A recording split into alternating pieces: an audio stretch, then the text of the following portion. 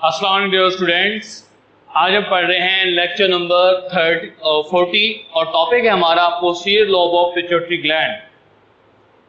Pituitary gland last time हमने discuss किया था इसका एंटीरियर लोब। हमने पढ़ा था कि जो पिट्यूटरी ग्लैंड है ये मास्टर ग्लैंड कहलाता है, ब्रेन के अंदर हाइपोथैलेमस के बिल्कुल करीब होता है।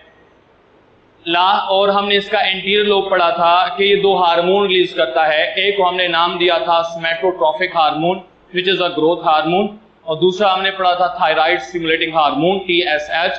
और इसके साथ ही हमने कहा था कि हमारे जो रिप्रोडक्टिव ट्रैक है उसके ऊपर भी बहुत सारे ग्लैंड इफेक्ट करते हैं जो कि कहाँ से सॉरी हार्मोन रिलीज होते एक्ट करते हैं जो कि पिट्यूटरी ग्लैंड से रिलीज होते हैं, और एड्रीनल ग्लैंड जो है उसके ऊपर भी इफेक्ट करते हैं।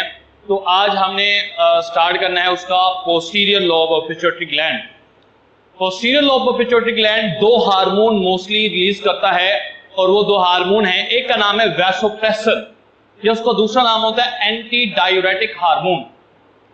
उसके बाद दूसरा हार्मोन है हमारे पास ऑक्सीटोसिन, वैसोप्रेसिन ADH एंड कौन सा, शाबाश, oxytocin.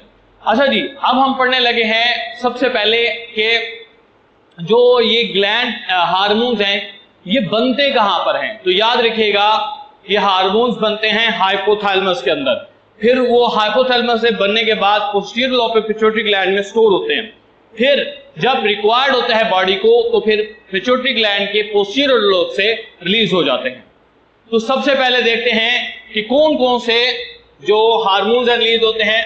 The posterior lobe of pituitary gland store and secrete two hormones which is oxytocin and vasopressin.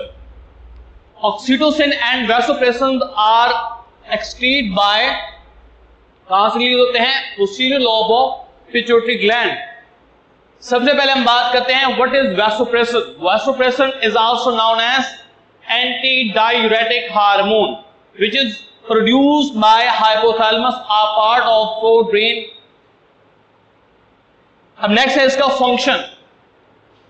Vasopressin जो है आपने नेफ्रॉन्स पढ़े थे अगर आपको याद हो, और नेफ्रॉन्स के अंदर हमने पढ़ा था रीअब्जॉर्प्शन का मैकेनिज्म, और उसमें हमने हार्मोन्स के नाम पढ़े थे। दो हार्मोन्स हैं, एक एल्डोस्टेरोन जो आप सेकेंड ईयर में जाकर पढ़ोगे, एक आप हार्मोन आपकी बुक में एक्सप्लेन किया गया था ADH या जिसको हम कहते हैं एंटी डायूरेटिक हार्मोन, या दूसरा नाम होता है इसका वैसोप्रेसिन। वैसोप्रेसिन जो है ये हमारी बॉडी के अंदर वाटर की रीअब्जॉर्प्शन के प्रोसेस को मेंटेन करता है। और ये कैसे करता है, it depend upon the concentration of water in our body fluid. अब दो कंडीशंस बन जाती हैं उसके मुताबिक। Number 1, during low amount of water in body fluid, अगर हमारी बॉडी के अंदर वाटर की कंसंट्रेशन लो हो जाए, यानी बॉडी फ्लूइड में अगर वाटर यानी ब्लड में अगर वाटर कम हो जाए, तो जो कंडीशन है या मैकेनिज्म है वो क्या होगा। तो याद रखिए जब हमारी बॉडी के अंदर वाटर की कंसंट्रेशन नॉर्मल से कम होती है तो जो हाइपोथैलेमस है वो हार्मोन बनाता है, नाम है उसका ADH, जो कि posterior lobe of pituitary gland के अंदर स्टोर होता है। और वो जो है अब क्या होगा, जब बॉडी फ्लूइड में क्या कम होगा, वाटर, तो स्क्रीट हो जाएगा। क्या चीज स्क्रीट हो जाएगी, हार्मोन स्क्रीट हो जाएगा। उस हार्मोन का नाम क्या होगा, उस हार्मोन का नाम है ADH या वैसोप्रेसिन। वो वैसोप्रेसिन जाकर हमारी किडनीज के अंदर जाकर नेफ्रॉन के अंदर एक्ट करता है, और स्पेशली उसकी कलेक्टिंग डक्ट के ऊपर एक्ट करता है और रीअब्जॉर्प्शन ऑफ वाटर के प्रोसेस को इंक्रीज कर देता है। और इससे क्या होगा, जो रीअब्जॉर्प्शन ऑफ वाटर होगी वो मैक्सिमम होगी, और इससे जो यूरिन प्रोड्यूस होगा वो क्या होगा, कंसंट्रेटेड होगा। क्या होगा, कंसंट्रेटेड और लेस अमाउंट के अंदर प्रोड्यूस होगा। अब हम इसको देख लेते हैं। The pituitary gland secrete vasopressin कब, when low amount of water is present in our body, the more reabsorption of water occurred from the nephron in blood। Nephron के अंदर किस जगह कब जाकर, this is called collecting duct. Collecting duct के ऊपर जाकर ये वाटर की जो रीअब्जॉर्प्शन होती है ये उसको इंक्रीज कर देगा। और ये वाटर किसके अंदर चला जाएगा, ब्लड के अंदर चला जाएगा, जो कि बिल्कुल ही वेसल्स होंगी, ब्लड वेसल, उनके अंदर चला जाएगा. For example these are the blood vessels which are present around collecting duct. Then water will move from the collecting duct into the blood with the help of hormone that is called ADH or vasopressin. Point clear?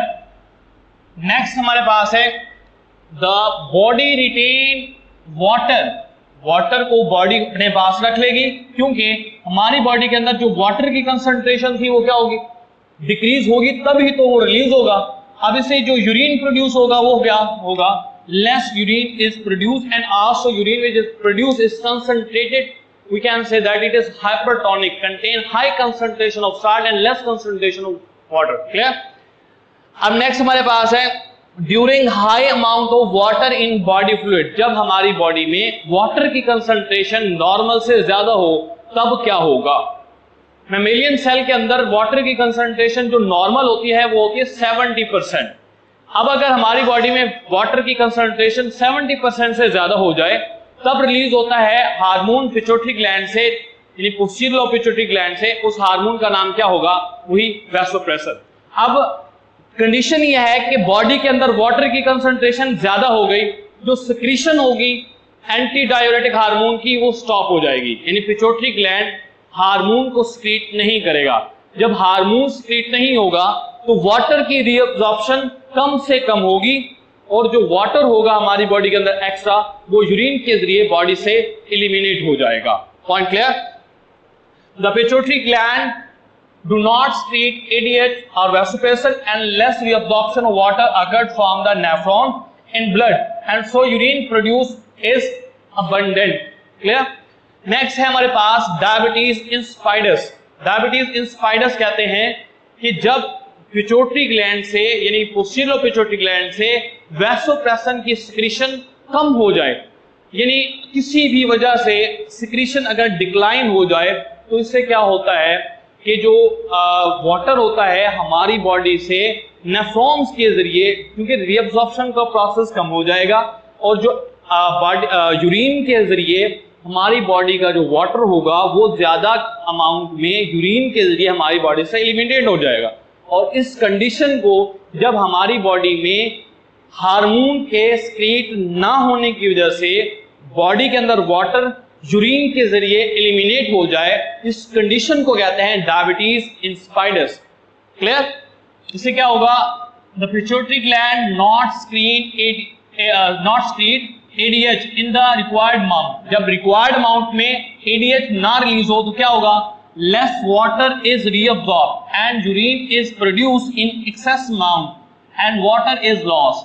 This condition is called diabetes insipidus. Next हमारे पास दूसरा hormone है oxytocin. Oxytocin जो है ये birth process के अंदर अपना important role play करता है, क्योंकि जब बर्थ प्रोसेस स्टार्ट होता है तो उसमें शुरू के अंदर क्या होता है, लेबर पेन जो है वो एलिमिनेट होता है, यानी कि जो पिट्यूटरी ग्लैंड होता है, जो बच्चा होता है ना, उसका पिट्यूटरी ग्लैंड रिलीज करता है हार्मोन्स और वो जाकर स्टिमुलेट करते हैं किसको, पिट्यूटरी ग्लैंड ऑफ मदर, और वो क्या रिलीज करता है, हार्मोन ऑक्सीटोसिन. ऑक्सीटोसिन हार्मोन जाकर यूट्रस की वॉल को कॉन्ट्रैक्ट करवाता है, और जैसे ही कॉन्ट्रैक्शन होती है तो बर्थ प्रोसेस जो है उसके अंदर जो भी प्रॉब्लम आ रहा होता है या उसको लेबर पेन जो है वो इंक्रीज हो जाता है और बर्थ प्रोसेस जो है वो इनहांस हो जाता है. और इसके साथ ही जब बर्थ प्रोसेस के बाद भी मदर की बॉडी के अंदर जो ऑक्सीटोसिन हार्मोन है वो सीक्रेट होता रहता है, और वो हार्मोन जो है उतना ज्यादा सीक्रेट होगा जितना ज्यादा मिल्क एजेक्शन होगी. तो फीमेल की बॉडी के अंदर ब्रेस्ट के जब मिल्क इजेक्शन का प्रोसेस इंक्रीज होता है तो ऑक्सीटोसिन हार्मोन मिल्क इजेक्शन के अंदर भी हेल्प करता है. तो ये था हमारा आज का lecture. Thank you class. Allah Hafiz.